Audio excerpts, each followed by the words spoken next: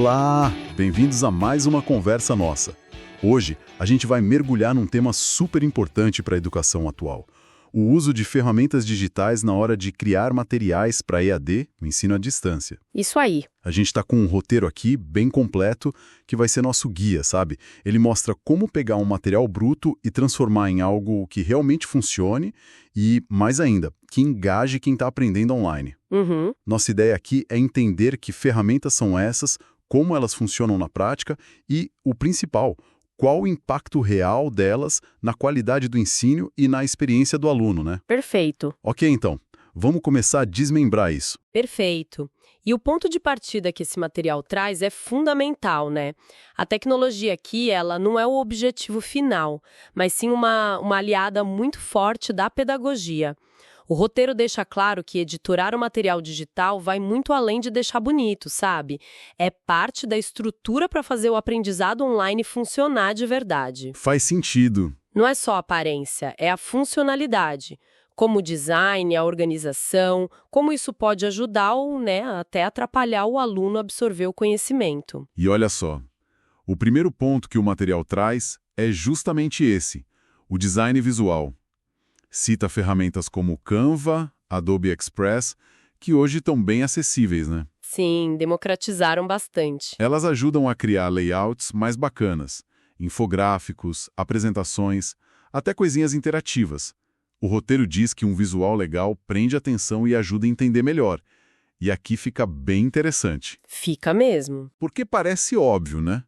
Mas o roteiro vai fundo no porquê disso ser tão chave no EAD.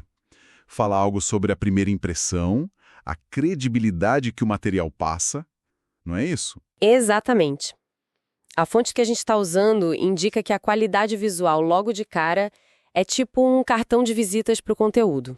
Se o material parece meio desleixado, pode gerar desconfiança, sabe? Ou desinteresse antes mesmo do aluno começar a ler. Mas além dessa primeira impressão, o ponto crucial é como isso afeta a carga cognitiva do estudante.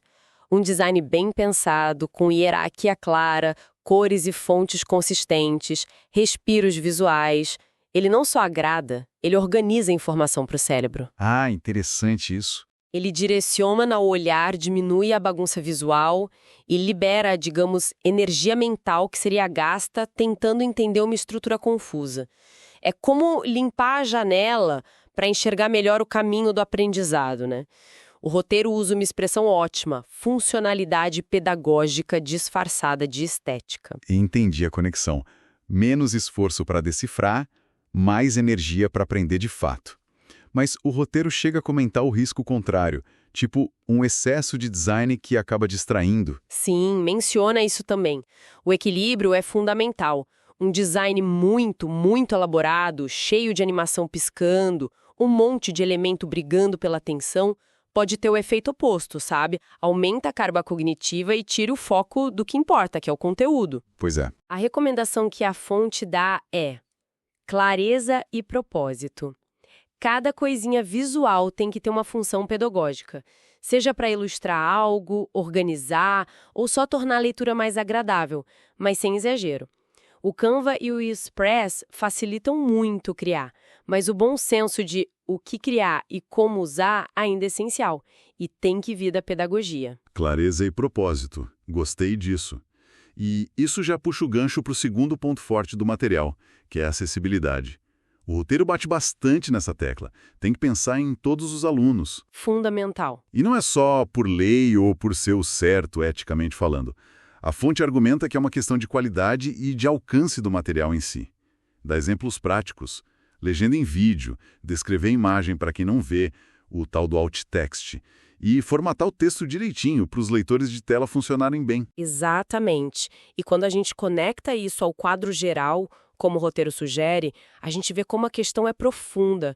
A acessibilidade não é um extra, um penduricalho para alguns. É um princípio básico de design, super alinhado com o desenho universal para aprendizagem, o DUA. DUA, certo. A ideia do DUA que o roteiro menciona é criar materiais e ambientes que já nascem sendo fáceis de usar pelo maior número possível de pessoas com diferentes habilidades, sem precisar de adaptação depois. Pensa na legenda. Não ajuda só quem tem deficiência auditiva, ajuda quem está num lugar barulhento, quem está aprendendo português, ou até quem prefere ler junto para fixar melhor. Verdade. Nunca tinha pensado por esse lado. E um texto bem estruturado, com títulos, subtítulos, listas, não ajuda só o leitor de tela, organiza a informação para todo mundo, né? Isso é interessante mesmo, essa ideia de que a acessibilidade, no fim, beneficia todo mundo, não só um grupo. Mas e o trabalho que dá? O roteiro fala sobre isso, essa relação esforço versus benefício, porque parece trabalhoso implementar tudo isso. Sim, o roteiro reconhece, sim, que garantir a acessibilidade exige um esforço consciente. Às vezes, um trabalho extra na hora de produzir o material, descrever imagens de um jeito que faça sentido, revisar a legenda automática que vive errando, né? Garantir contraste bom de cor, testar se dá para navegar só com o teclado. Tudo isso leva tempo e precisa de conhecimento. Imagino. Só que o argumento central da fonte é que o benefício que é incluir de verdade todos os alunos e melhorar a usabilidade para geral compensa muito esse esforço.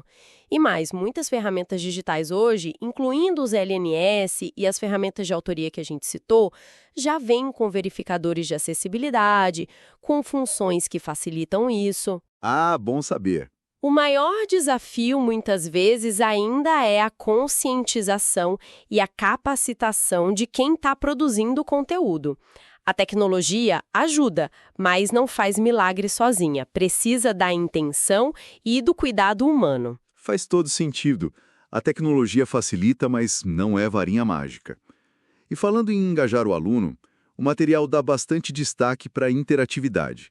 Ferramentas como Genially, H5P são mencionadas porque permitem ir além do texto e da imagem parados, né? Exato. O roteiro fala de quizzes, joguinhos educativos, vídeos interativos, aquelas atividades de arrastar e soltar, pontos clicáveis em imagens. A promessa é deixar o aprendizado muito mais dinâmico e divertido.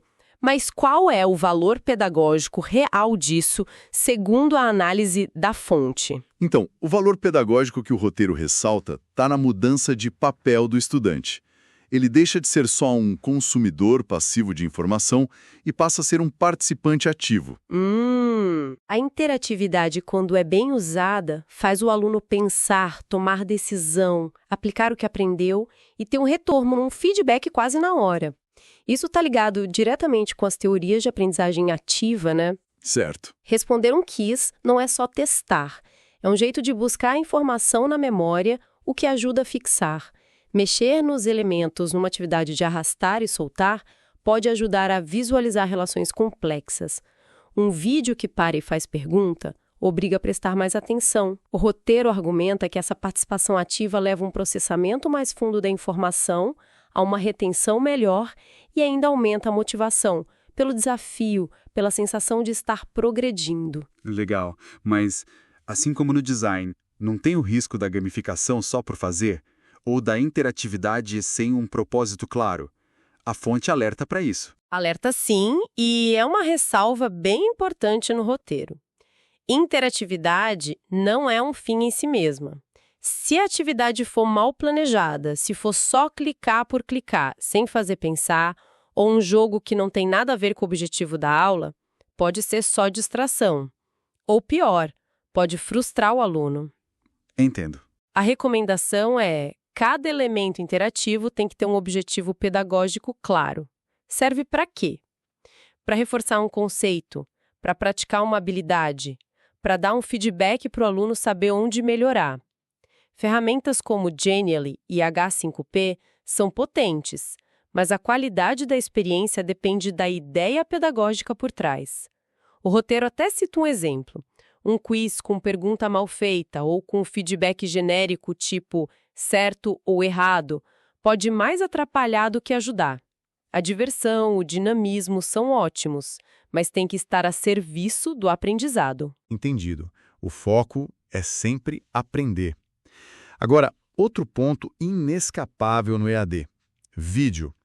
O roteiro também fala da edição de vídeo. Menciona desde ferramentas mais parrudas, tipo Adobe Premiere Rush, até opções mais fáceis e populares como o CapCut, né? Isso, o CapCut está super popular. Aí, lista as funções básicas. Cortar o que não precisa, melhorar o áudio, botar legenda, olha a acessibilidade aí de novo, colocar uma musiquinha de fundo discreta, talvez uns efeitos visuais, uns gráficos para ilustrar. O objetivo final, diz a fonte, é dar um toque profissional para as videoaulas. Mas por que esse profissionalismo na edição é tão importante assim? Olha, segundo o roteiro, essa relevância funciona em vários níveis. Primeiro, a clareza da comunicação. Uma edição bem feitinha tira as hesitações, os erros, aqueles silêncios longos demais. A mensagem fica mais direta, mais fácil de acompanhar. E o áudio bem tratado, sem chiado, com volume bom, é crucial. A fonte até diz que a gente tolera uma imagem mais ou menos, mas desiste rápido se o áudio for ruim. É verdade. Áudio ruim é terrível. Segundo ponto é a credibilidade e o engajamento. Um vídeo bem editado, com qualidade técnica, passa uma imagem de cuidado, de profissionalismo, de respeito pelo tempo de quem está assistindo. Isso afeta como o aluno percebe a qualidade do curso todo e pode influenciar diretamente se ele vai assistir até o fim ou não. Corte seco, som ruim, legenda fora de sincronia, tudo isso cria um atrito, sabe? Pode levar o aluno a desistir. E o roteiro comenta os diferentes tipos de vídeo que a gente vê no EAD. Tipo, como a edição se aplica para uma aula gravada com o professor falando, comparado com uma animação ou um tutorial de tela. Sim, o roteiro reconhece essa variedade. Para vídeo do tipo cabeça falante, né, o professor na câmera, a edição se concentra em deixar a fala mais fluida. Talvez colocar umas imagens de apoio, uns gráficos, para não ficar só na pessoa falando o tempo todo. Certo, para quebrar a monotonia. Exato. Já nos screencasts, que é a gravação da tela, a edição é fundamental para destacar onde o mouse está clicando, dar zoom em partes importantes, acelerar trechos repetitivos e colocar uma narração clara por cima. Ah, sim. Em animações, a edição está totalmente ligada à criação, né? Sincronizar o movimento, som, narração. Ferramentas como Premiere Rush ou CapCut têm recursos para lidar com tudo isso, desde cortar o básico até colocar camadas, ajustar cor, som, texto. O ponto principal é que, não importa o estilo do vídeo, uma edição cuidadosa sempre melhora a experiência de quem aprende. Perfeito. E para amarrar tudo isso, o visual caprichado, os textos acessíveis, as atividades interativas, os vídeos bem editados, o roteiro aponta para o papel central das plataformas LMS, os ambientes virtuais de aprendizagem. Moodle e Canvas são os exemplos mais comuns citados. Sim, são bem usados. A fonte destaca que essas plataformas não são só um lugar para guardar arquivos. Elas mesmas têm ferramentas de editoração para ajudar a estruturar o curso. Como isso funciona na prática? O LMS, na visão do roteiro, é o palco onde a experiência de aprendizagem acontece. As ferramentas de editoração que vêm nele, tipo aqueles editores de texto mais completos, as opções de layout de página, as ferramentas para criar quiz, fórum, permitem que o professor, ou o designer instrucional, construa a arquitetura do curso. A estrutura toda, né? Isso. Organizar o conteúdo em módulos ou semanas, definir a ordem das atividades, colocar lá os materiais que foram feitos nas outras ferramentas, os vídeos, as atividades do H5P, do Genially, configurar como vai ser a avaliação, dar feedback.